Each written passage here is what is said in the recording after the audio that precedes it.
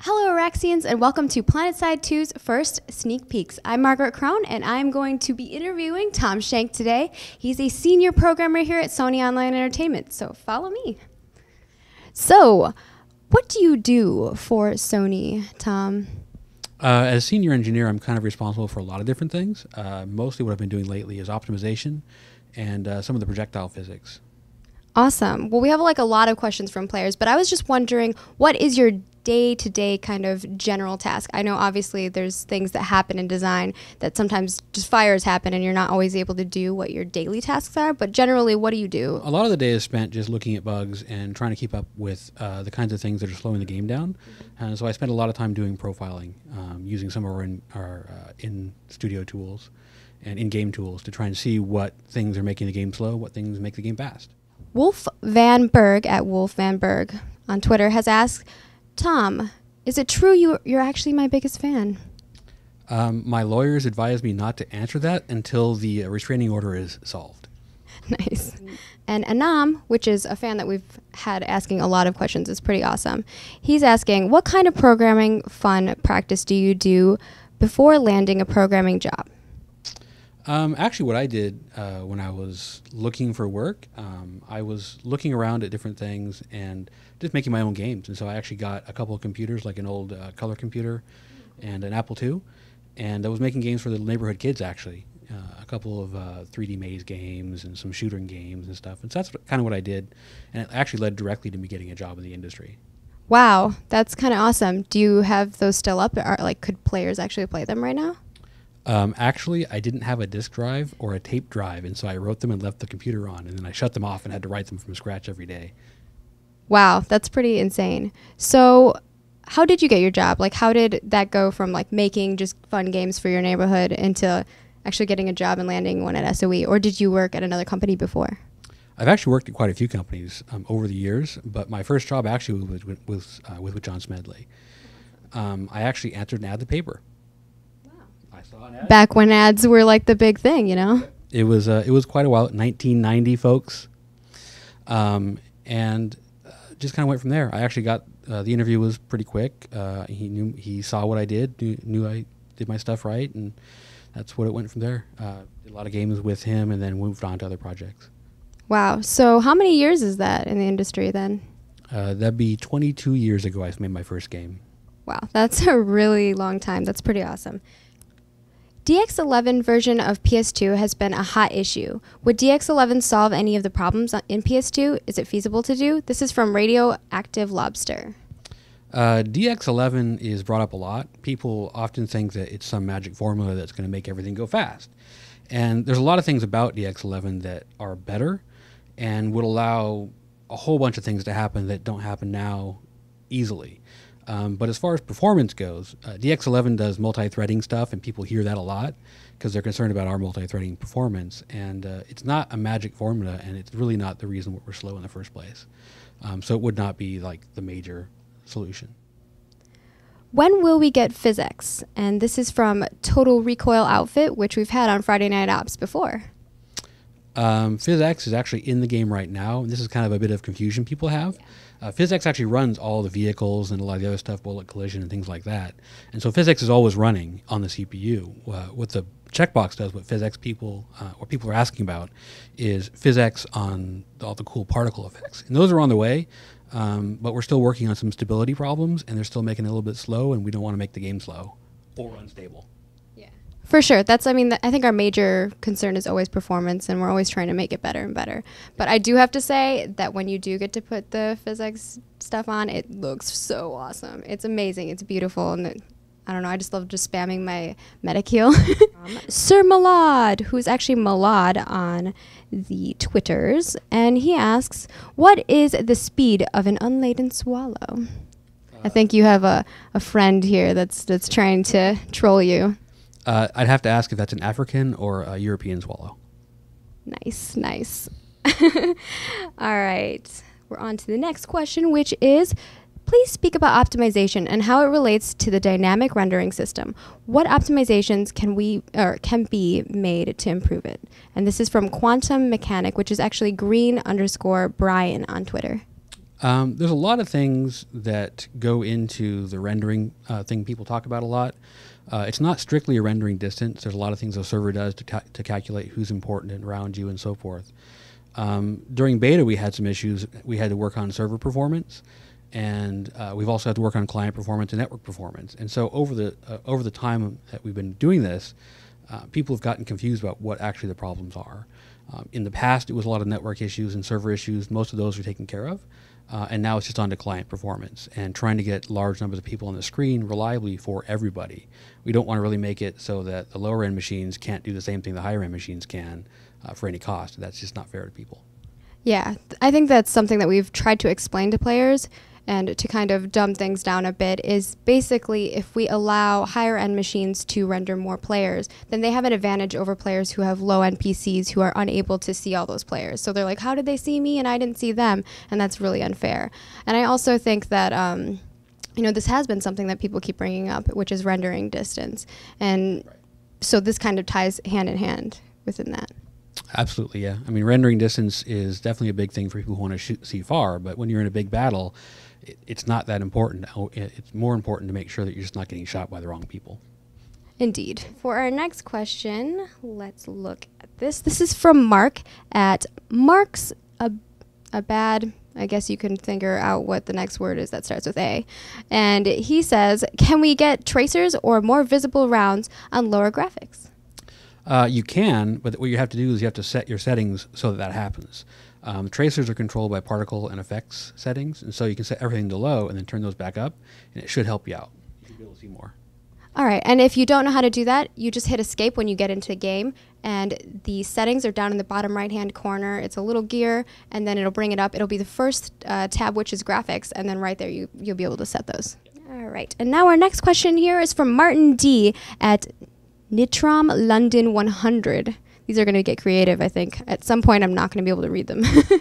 But he says, why did your optimization patch decrease my FPS? I have a high-spec machine. We can't really say that everyone got the most awesome thing ever. It's just not something we can do. There's just too many PCs out there with too many different configurations to say that this will solve everybody's problem. What we can do is say that what we tried to do is make everything faster. And I think for a lot of people, it really did get a lot better. We had a few hiccups in the beginning, and we solved those pretty quickly. But it's not going to solve everyone's problem. And sometimes what you've done is you've changed your settings in some way that's just making your machine slow or hiccuping in some respect. Yeah, and I think, as you saw, we did a lot of hot fixes to quickly, get your FPS back up, stop the stuttering and things like that. And, we're going to ask the hard questions. We want you guys to know that we're here, we're listening, we want to answer them, we want to help you guys out and be there for you. So keep telling us and keep giving us feedback on that stuff, because we want to make sure that when you log in, you are getting good FPS. Well, and the forum users also are very helpful if you help post your specifications as to what they're using to get their frame rate. A lot of people actually have really good setups for getting good frame rate, and so they know what they want. And if you post your specs, say, I want to get this kind of frame rate, people on the forums are really helpful and can help you a lot. Our next question is from David Rudy at David Rudy, which is pretty simple. And he asked, where is the official support for AMD, iFinity, NVIDIA surround users? I am patiently waiting. Please and thank you. Well, the support for that's coming. It's on the roadmap. We've got a plan to put it out there, and it kind of works now in some respects, but not really well. The big problem is aspect ratio, and any web designer, you know exactly what I'm talking about. Yeah, web can be a pain in the butt. Let's just put it that way. Our next question is from Kez the Great, or Krez the Great, I should say, and he goes by Krez.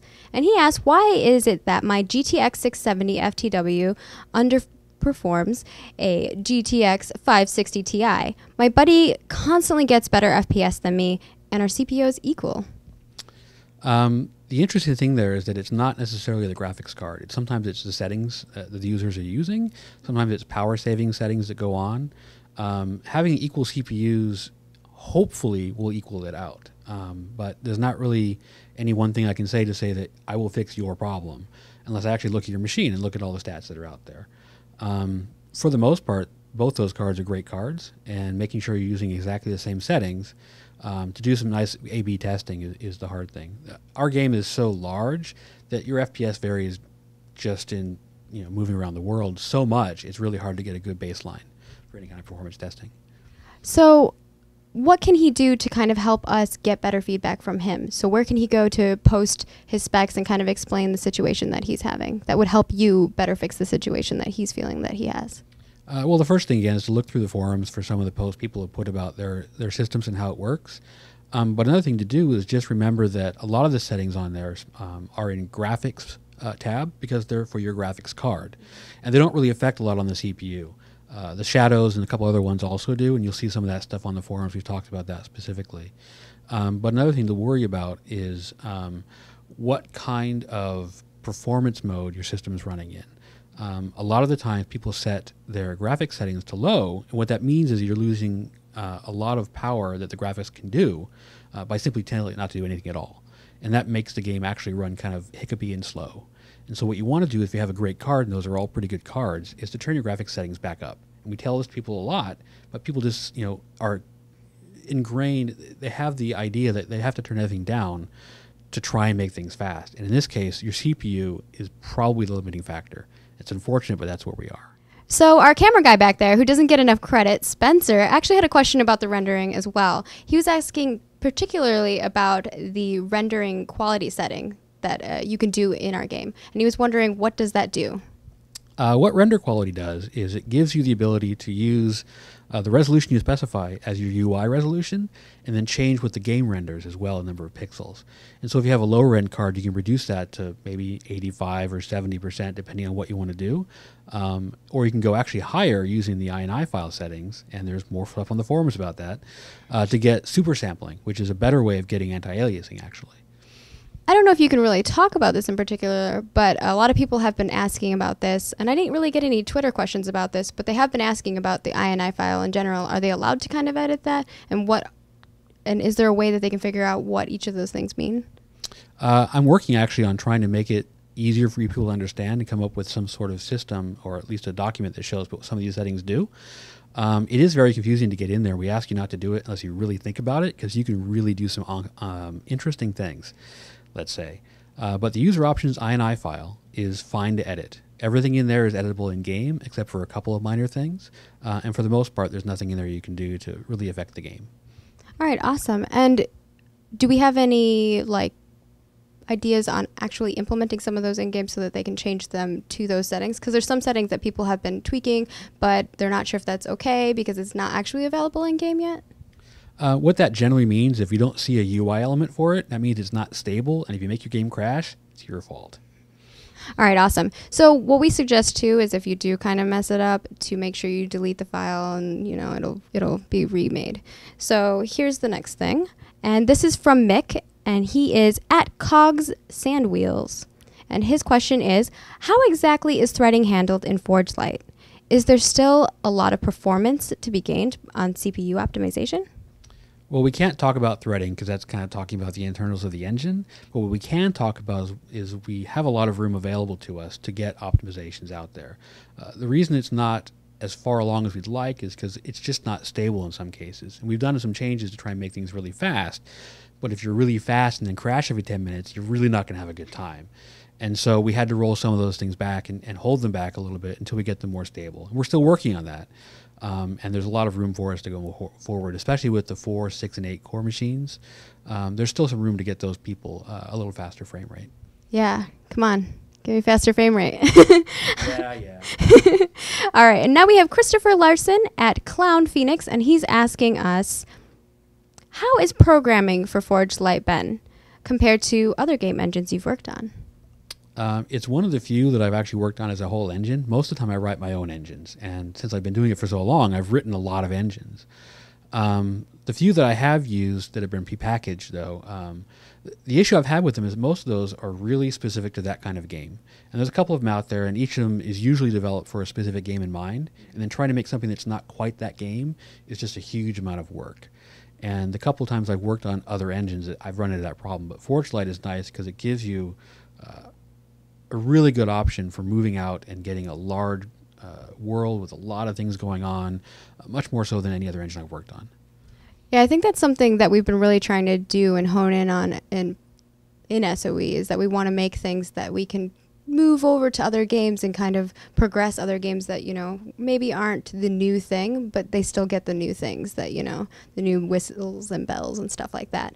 You did say that you worked on other engines. Are you allowed to maybe talk about some of those engines that you've worked on previously? Well, I mean, I worked on the agency for a while before I came down to here work in San Diego, and that was using the Unreal Engine, which is, you know, it's a great engine, and it's really good for the certain things. It's just not necessarily the best MMO engine in all cases. At least the work to get it there is really difficult, and that kind of applies to anything that's not designed as an MMO engine, and there really aren't a lot of them out there. So that's really about it. All right, awesome. Well, thank you so much for meeting with me today and answering all these guys' awesome questions, and I'm sure they're going to love it and, you know, be super excited about it. And don't forget to check out PlanetSide 2 Friday Night Ops at twitch.tv/PlanetSide2 every Friday from 5 to 7 p.m. Any outro thing that you want to say? I'll see you in the game. Toodles.